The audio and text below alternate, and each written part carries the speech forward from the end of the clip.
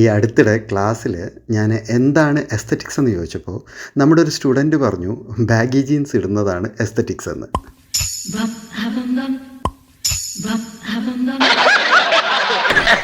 അതിലിത്ര ചിരിക്കാനൊന്നുമില്ല. അവൻ പറഞ്ഞ ഉത്തരം ശരിയാ. കുറേയൊക്കെ ശരിയാ. യഥാർത്ഥത്തിൽ സൗന്ദര്യത്തെയും സ്റ്റൈലിനെയും ആർട്ടിനെയും പറ്റി പഠിക്കുന്ന ഫിലോസഫിയുടെ ഒരു ബ്രാഞ്ച് തന്നെയാണ് എസ്തറ്റിക്സ്. ഈ ഒരു കൺസെപ്റ്റ് ഇപ്പോൾ ഇങ്ങനെ വൈറലായപ്പോൾ നമ്മൾ ഇന്ത്യക്കാർക്ക് മനസ്സിലായതാണോ? അല്ല.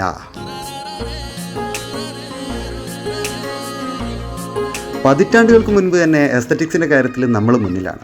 ഉദാഹരണം പറഞ്ഞാൽ 1930കളിൽ തൻ്റെ എസ്തറ്റിക്സ് കൊണ്ട് ഫാഷൻ ലോകത്തിൻ്റെ ശ്രദ്ധ ഇന്ത്യയിലേക്ക് തിരിച്ച ഒരു മഹാറാണി ഉണ്ടായിരുന്നു നമുക്ക്. ലോകത്തിൻ്റെ ഫാഷൻ ക്യാപിറ്റലായ പാരീസിനെ അക്ഷരാർത്ഥത്തിൽ ഞെട്ടിച്ച മഹാറാണി സീതാദേവി. പാരീസിനെ പിടിച്ചുലച്ച ഒരു പഞ്ചാബി റാണി.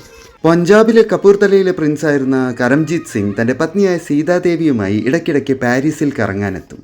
എന്താ അതിൽ ഇത്ര പ്രത്യേകത? 1000-ലധികം സാരികളും മാച്ചിങ് ഷൂസുകളും ജ്വല്ലറിയും മേലങ്കികളുമായി 1934 പാരീസിൽ ചുറ്റാനെത്തിയ റാണിയെ കണ്ട് യൂറോപ്പ് തന്നെ ഞെട്ടിത്തരിച്ചു പോയത്രേ. പത്രങ്ങളിൽ വലിയ തലക്കെട്ടുകൾ വന്നു. 5 ഭാഷകൾ അറിയാമായിരുന്ന റാണി പേൾ ഓഫ് ഇന്ത്യ എന്നറിയപ്പെട്ടു.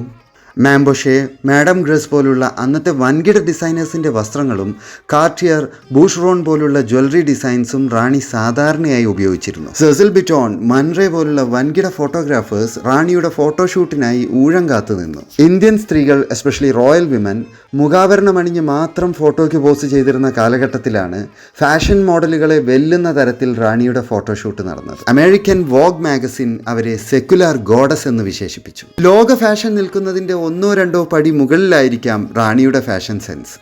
അവരണിഞ്ഞ ഇന്ത്യൻ സാരികളുടെ ഡിസൈനിൽ ഷെപ്പറലി എന്ന വൻകിട ഫാഷൻ ഡിസൈനേഴ്സ് 1935 ഒരു ഗൗൺ കളക്ഷൻ തന്നെ ഒരുക്കി. ഫ്രഞ്ച് ഷിഫോൺ സാരികൾ നിർമ്മിക്കുന്ന സാരി ആൻഡ് കോ എന്ന കമ്പനി തുടങ്ങിയത് മഹാറാണിയുടെ സാരികൾ കണ്ട് ഇൻസ്പയർഡ് ആയിട്ടാണ്. 1936 Maharani at the night rises in Paris എന്ന പേരിൽ ഒരു ബ്രോഡ്വേ പ്രൊഡക്ഷൻ നമ്പർ തന്നെ അരങ്ങേറി.